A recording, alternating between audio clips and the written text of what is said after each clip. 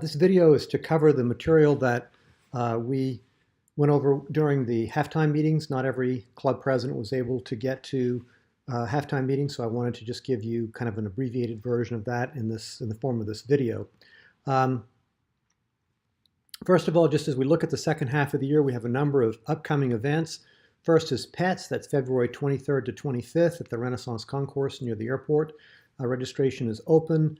Strongly urge clubs to reserve for this. I think we're in great shape on our presidents-elect, but we still need more presidents nominee to get registered. So please get your PNs registered for PETS. Second is District Assembly. That'll be March 24th in the Columbus Ironworks. Registration actually is now open. If you go to the district website and navigate to March, you'll see a registration link for the assembly. It'll be Saturday morning, very traditional in the way we're going to be doing that this year. Again, get your leadership team and any other interested Rotarians to register for assembly. Third is District Conference, April 26th to 29th in Sandestin. Registration is open. And finally, we have the year-end celebration. That's new this year. We'll be doing this June 30th at the National Infantry Museum in Columbus. Registration is not yet open. We'll hope that all presidents and presidents-elect, of course, will come to the year-end celebration, and then as many other Rotarians who would like to come celebrate with us. On District Conference, the focus this year is going to be on the clubs and fellowship, a little bit less on Rotary Kool-Aid. Really encourage you to name a District Conference chair for your club, put together a plan, and bring a bunch of folks down to Sandestin for a great weekend in the spring. As of 12/31, date a little bit out of date, but as of 12/31, we had 74 registrations, so we're running a little bit behind where we'd like to be. So please get your Rotarians to register for conference. We've provided flyers and posters and PowerPoint slides and videos. If there's anything else that you would like or that you think we could do to promote the conference, let us know. We'll be talking about it each month in the district conference district newsletter, and then also we'll do a mid-month blast to the membership talking about district conference. Next is awards in the 2018 Rotary Citation. As you know, we're not doing a best club deal this year. Instead, we're focusing on the Rotary Citation, and there's really 5 requirements there. Pay your club dues, report projects and volunteer hours in Rotary Club Central, achieve 4 of 8 potential club goals, 4 of 9 potential service goals, and 4 of 8 potential public image goals. We've talked about this a lot, but you've got to record this stuff in Rotary Club Central to get the credit. So let me start with goals. Rotary wants each club to set goals for the year. There's about, I think there's maybe 30 goals in there you can set. I just looked at 5 sort of significant ones to see how we're doing on that. As of 12/31, for the annual fund, only 18 clubs had set a goal in Rotary Club Central for the annual fund. I mean, arguably one of the most important goals a club can have is raising money for the foundation, and only 18 clubs have a goal. Same thing on membership. I think the most important goal a club can have, only 25 clubs have set their goals in Rotary Club Central. Same thing for the other areas as well. We need to do a better job of putting our goals into Rotary Club Central, and I just want to show you a little bit about that. It's pretty easy. Go to Rotary Club Central, so that'd be rcc.rotary.org, or go to my.rotary.org and log in. Go to Rotary Club Central, and you'll see over here on the left, there's this Goal Center link. So click on that link, and you'll get this screen. And for each goal, there's shows your achievement. Like for my club, 163 members as of January 7th, but we haven't set a goal yet. So you just put your goal in there, click select the goal box, scroll down, do the rest of them, and when you're done, click save. There are a number of tabs across the top here. So there's goals for members and engagement, Rotary Foundation giving, service, young leaders, etc. And you want to go through and set a couple of goals at least in each one of those. Probably don't need to set every goal for every one of them. There may be some there that just aren't that relevant to you, but you have to have some goals that are relevant in those areas. So go through, go to Rotary Club Central. Heck, we're halfway through the year. Let's go ahead and record our goals, our key goals for next year. Um, in addition to the numeric goals, there's some others that are more yes/no goals. For example, strategic plan. So in that case, you would just, is your goal to achieve it or not? Or are you going to achieve your strategic plan? Now you might have a question, well, how would I do that? What is the measure? And if you click on these little disclosure triangles under each one of the goals, it will give you the detail. So in the case of strategic plan, the goal is, does your club have an up-to-date strategic plan? And yes or no kind of gives you the history of what the history's been with that goal for your club. So that's recording the goals, but of course for the Rotary citation, we also need to record our service activities. So if I go to the Add Service Activities link in Rotary Club Central, I click Add New Service Project. If you've done the project in the past and already recorded in Rotary Club Central, you can just do Repeat Past Service Project. But probably most of you, this would be a first. So click Add New Service Project. You're going to get a screen with a bunch of fields in it. And just go ahead and fill those fields out and click Save. We need to record our service activities because when Rotary talks to people like the Gates Foundation or the World Health Organization or other potential partners, they need to be able to articulate the power of Rotary. And right now they can say, 35,000 clubs and 1.2 million members, but they really don't have any visibility on all the great service work that we're doing in our communities. So to support our organization, we need to report all the service activities that we're doing so Rotary has that picture. Nobody's going to come in here and kind of, cherry pick exactly how you wrote your summary. They're mostly going to be interested in the statistics. I mean, how many projects do we have? How many hours? What kinds of projects, etc. So I would not kill myself on getting this perfect, but please go in there and certainly for all your significant projects, record those in the system so that we have visibility on those in Rotary. Now, you also, I also advise that you record your service projects in your club website if you're using the district or in the district website. That's where the public is more likely to see your projects, is mostly by going to your website, not so much by looking at Rotary site. It's where you can create a history for your project. So 3 years from now, when someone's trying to remember how we did that project, you can go back and see the history on it. And it's the input we will use for judging the service Oscars at this year's district conference. I wish there was a way in which I could eliminate this double entry, but unlike the roster where there's an API and I can sync our data with Rotary's data, with regard to projects, there's no API.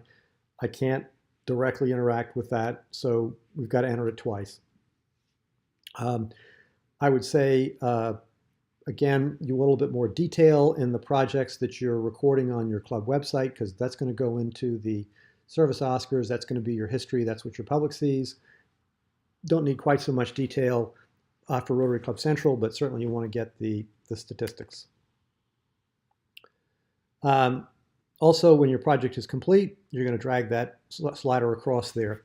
People have asked me, well, what about projects that are sort of never done, that are ongoing, like maybe Feed the Hungry? Well, I would argue those are basically complete. I mean, the project's in place, it's working, you're doing your thing, it's all set up, that project is complete. All right, well, how are we doing in terms of progress? So I'm going to start with membership. As you know, there's not a lot a president can do about attrition over a short period of time. People leave Rotary for all kinds of reasons. A good bit of that is uncontrollable. But you can have a big impact on new members. And I'm pleased that so far this year, as of, again, 12/31, we brought in 239 new members. That's a little bit better than we had done last year, but it's not remarkably better.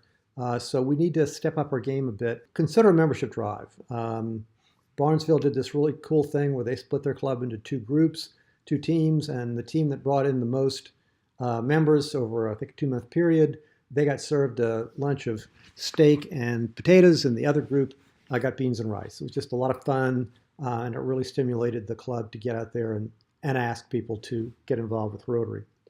And the district will support this. So we have a limited budget. We can't do it for everybody, but if you'll raise your hand, the district will pay half the cost of a membership recruiting event, like a social or something, up to $400. But let me or Charlie Morris, our district membership chair, know so that we can sort of earmark the funds for you, because we don't have an unlimited amount of money. Over on the right here, you'll see this chart. Rotary has a membership leads program where people can go on the Rotary website and express an interest in joining Rotary. You'll see that so far this year, there have been about 100 people have raised their hand and said, I'd like to join Rotary. All those leads go to Charlie Morris. He then triages them. They'll say Atlanta. He's got to figure out, well, which club in Atlanta is the best match. He triages them and sends them on to you. What you're supposed to do then is contact this person, record the fact that you contacted the person in the Rotary website, and then record if you admitted them or not, if they became a Rotarian. So you'll see that of the 100-odd people who have come in and raised their hands, very few have been contacted, and even fewer have been admitted. Now, we don't know whether that they've been contacted and you haven't recorded it in the system, or whether they just have never been contacted. But get with your membership chair and make sure they understand how the leads program works, and ask them to be more diligent about recording the action they take on leads that get referred to your club. The other thing I would say is that this year's membership satisfaction survey is open.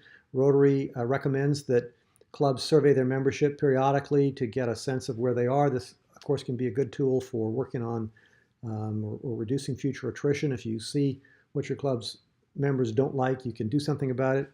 You can do your own survey, of course, but we do have a standard district survey that's based on the Rotary kind of recommended one.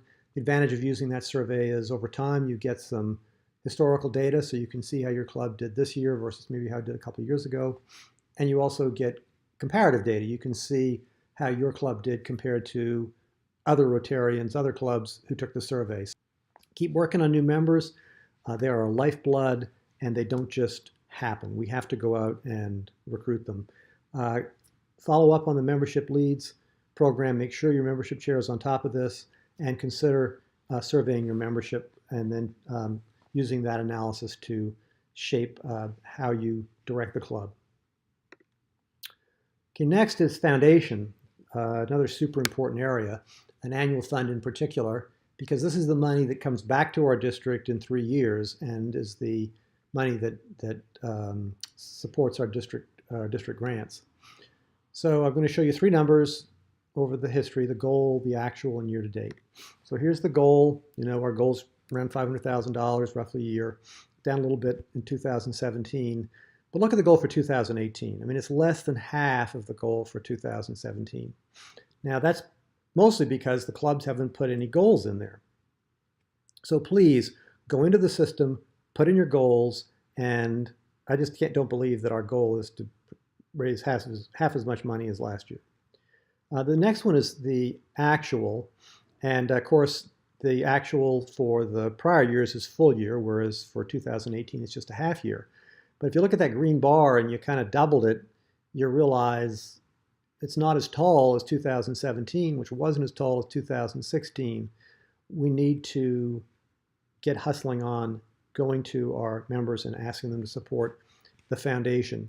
People give money because they are asked, and it's going to be 20% of your membership, that's 80% of your giving. So make sure your foundation chair is on top of this, that they've identified who their key givers are, and they've made a personal appeal to every one of them to make sure that we do a good job in this area. Final is just the year to date. So the yellow bar compares where we are this year as to where we were at this time in 2017, 16, et cetera.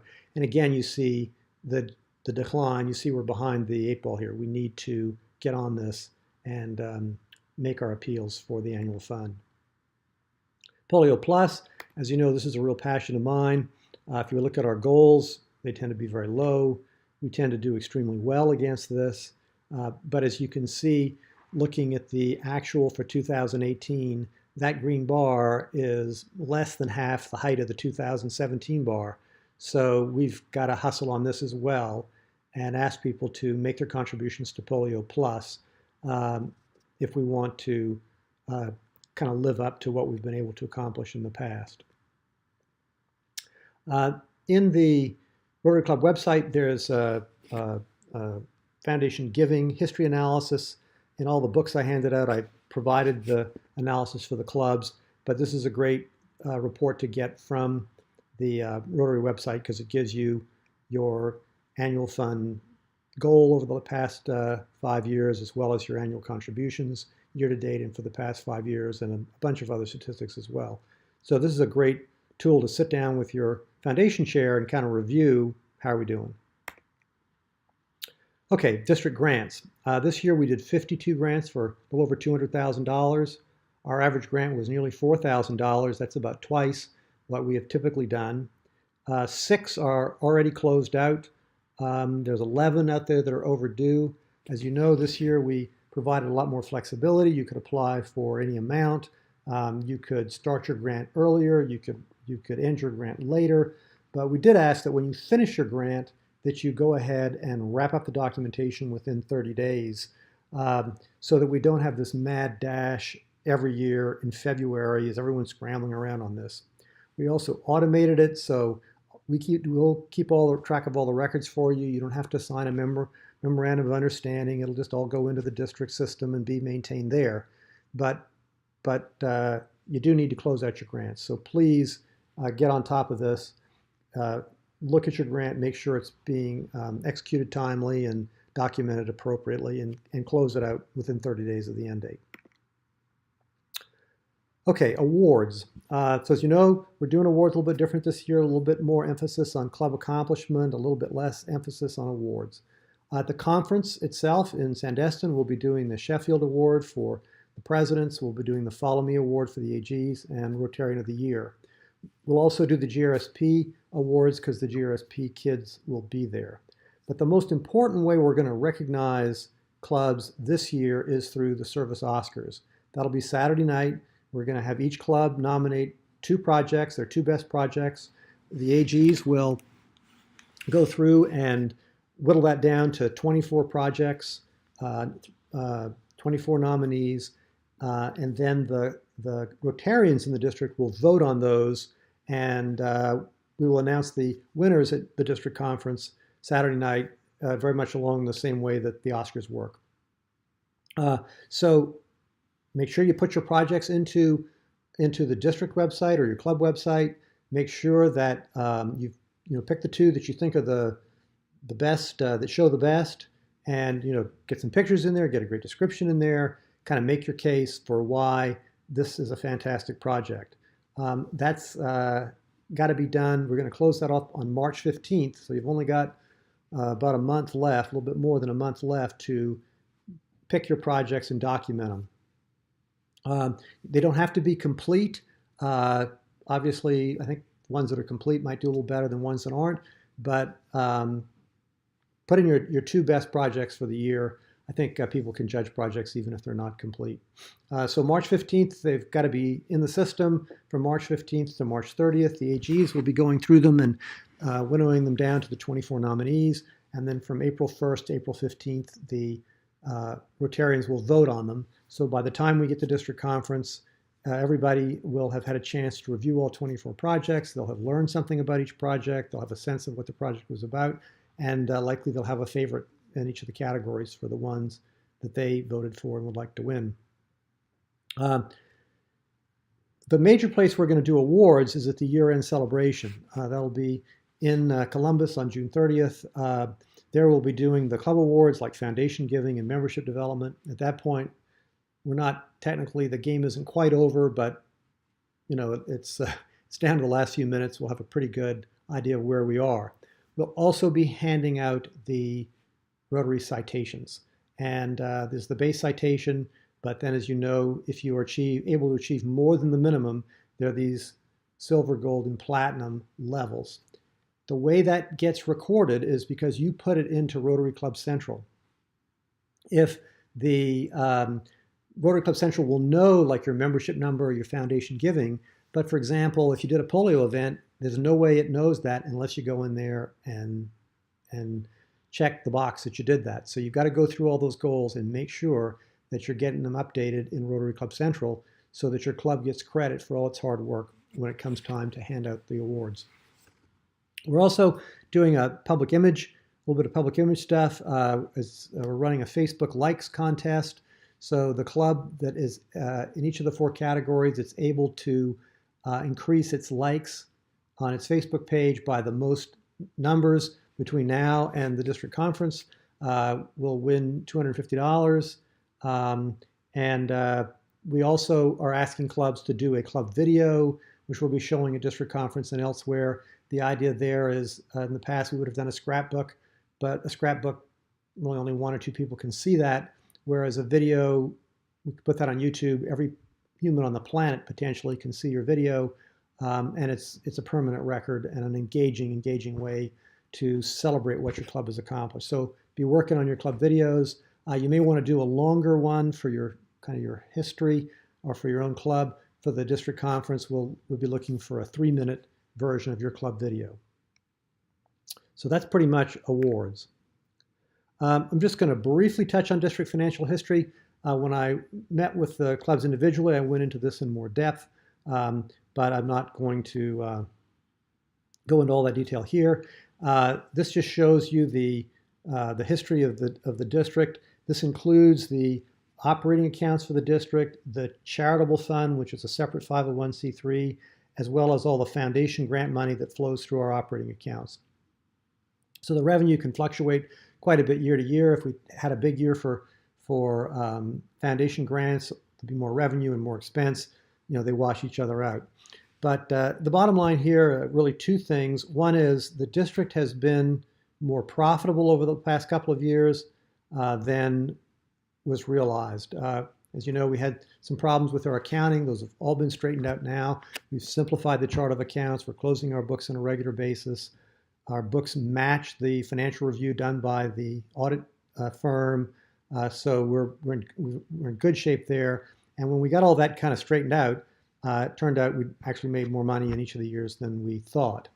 And as a result, our net assets have increased to the point to where we're right on our reserve ratio. According to our resolutions, we're to maintain a 75% ratio of assets to operating expense. So not worrying about district grants or stuff like that, but the operating expense, including the conference. So we're right at 77%. Your district's in a strong position financially. We're also in a strong position so far this year through 12/31. We're ahead of plan and ahead of last year. So we're looking good on the financial side of things. I want to talk quickly about youth protection. Ken Crowell, you see his phone number and email address on the screen. Ken is our district youth protection officer. This is a very tough job. He's doing a great job with it. If there's one risk I worry about, this is it. And I don't really worry about it financially, but I worry about it from a reputation perspective. I worry about it for our clubs. I worry about it for our district. The unfortunate reality is there are people in kind of all walks of life who end up, I'll be charitable and say, making mistakes in this area. And we owe it to the children who we interact with, as well as to ourselves, to take reasonable measures to protect them.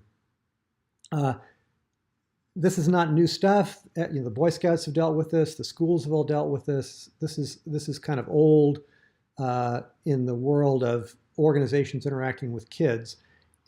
Rotary's had a youth protection policy for several years.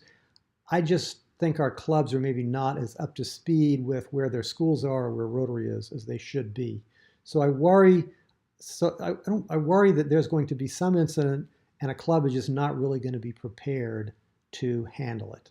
So we ask each club, name a youth protection officer, ideally pick somebody with a schools or a law enforcement background, somebody who kind of knows the ropes on youth protection.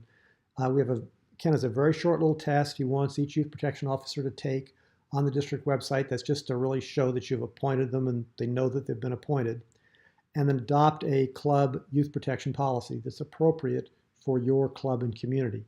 There's a model policy on the district site. Talk to Ken if you want more detail on that. Boiling it all down, fundamentally, it says that we're going to screen any volunteers who have significant or unsupervised access with youth. We're going to do a background screen. And that can seem a little daunting, but that's the way the Boy Scouts work. That's the way the schools work. We kind of got to get with the program and make sure that we are following best practices in this area. Okay, so there are a couple other topics I covered at the half times, but that's a 2-hour meeting. Nobody's going to watch a 2-hour video, so just try to shorten this here. But I want to close with kind of the 10 things that each president needs to take care of between now and the end of this Rotary year. Number 1, identify your PNs, get them registered for pets, please. Number 2, promote the district conference. It's a great way to build the camaraderie in a club. It's a wonderful way to get new members in particular to kind of see the bigger Rotary picture and to get a sense of what they're part of, and it's a lot of fun. Number 3, enter your goals into Rotary Club Central, please. Consider a membership drive. We've got 6 months left. Let's see if we can move the needle. Our district has shrunk every year for the past several years. I would love to be able to report at the end of this year that for the first time in years, our district actually increased its membership. Step up foundation fundraising. Raising money is number 2, and we need to kind of step that up a little bit. Please close out your district grant timely. Mary Ligon and her team spent a ton of time, totally volunteer time, supporting the clubs, and there's a lot of steps that Rotary insists we go through, and just let's make that as easy for Mary as we can. Number 7, prepare for awards. Make sure you're recording all your accomplishments in Rotary Club Central. Make sure all that stuff's in there, and work on your club video. Number 8, name a youth protection officer and adopt a policy. Number 9, consider this district incorporation issue. I'm doing a separate video on that, which I'll be sending out later.